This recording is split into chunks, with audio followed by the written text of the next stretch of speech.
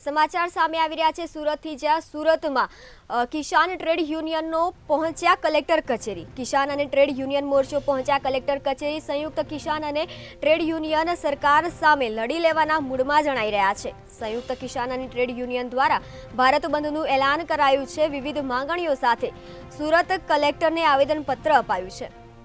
ખેડૂતો અને ખેત મજૂરીના દેવા માફ કરવાની યુનિયનની માંગણી કરાઈ રહી છે।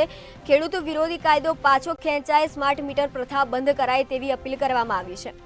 કામદારોને ઓછામાં ઓછું લઘુત્તમ માસિક વેતન ₹26,000 અપાય તેવું પણ જણાવ્યું હતું। કલેક્ટર કચેરી ખાતે કિસાનો અને ટ્રેડ યુનિયન દ્વારા ધરણા પ્રદર્શન યોજવામાં આવ્યું હતું।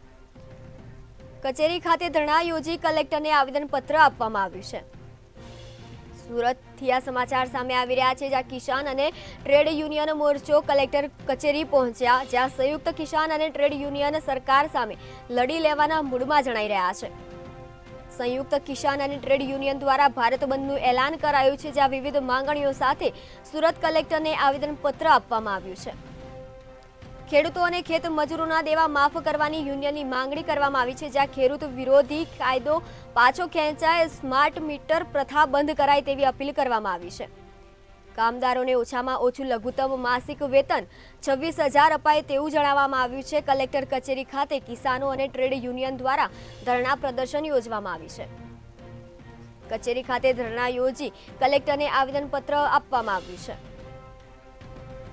સુરતથી આ સમાચાર સામે આવી રહ્યા છે, જ્યાં કિસાન અને ટ્રેડ યુનિયન મોરચો કલેક્ટર કચેરી પહોંચ્યા।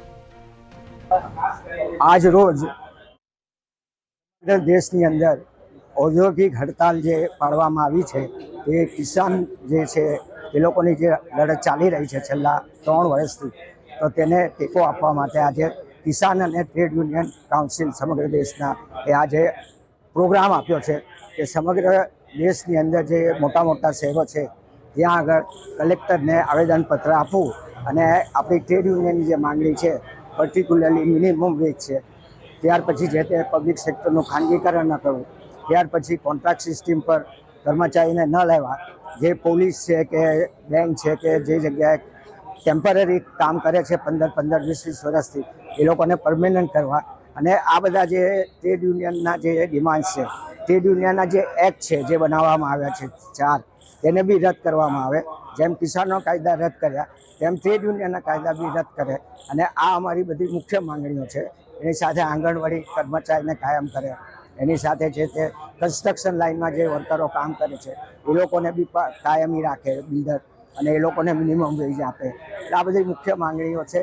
તેના અનુસંધાનમાં આજે અમે ટ્રેડ યુનિયન કાઉન્સિલ તરફથી કલેક્ટરશ્રી પ્રાગીને એક આવેદનપત્ર આપીશું।